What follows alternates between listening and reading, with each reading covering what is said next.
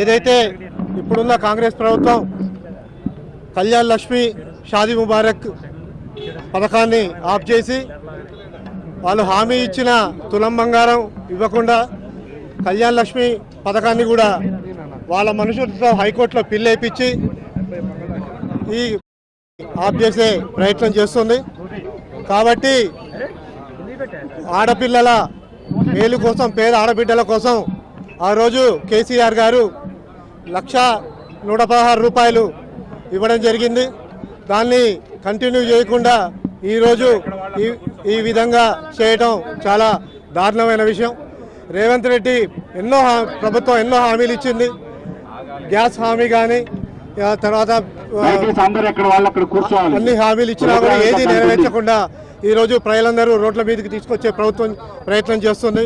కాబట్టి వెంటనే షాదీ ముబారక్ కళ్యాణ్ లక్ష్మి పథకాన్ని వెంటనే అమలు చేయాలి, లేకపోతే మేము కంటిన్యూగా ఉద్యమిస్తామని చెప్పి తెలియజేసుకుంటూ ముగిస్తున్నాం. ఈరోజు మన రాష్ట్ర BRS party working president KTR గారి పిలుపు మేరకు 119 నియోజకవర్గాల్లో, అదేవిధంగా ఖమ్మం కాన్స్టిట్యున్సీలో కూడా పువ్వాడ అజయ్ గారి పిలుపు మేరకు ఖమ్మం కాన్స్టిట్యున్సీలో కూడా ఆర్డీఓ ఆఫీస్ ముట్టడి కార్యక్రమం జరుగుతుంది.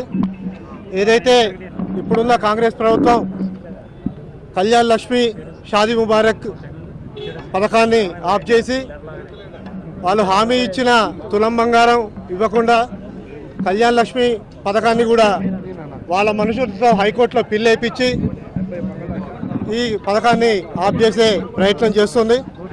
కాబట్టి ఆడపిల్లల మేలు కోసం, పేద ఆడబిడ్డల కోసం ఆ రోజు కేసీఆర్ గారు 1,116 రూపాయలు ఇవ్వడం జరిగింది.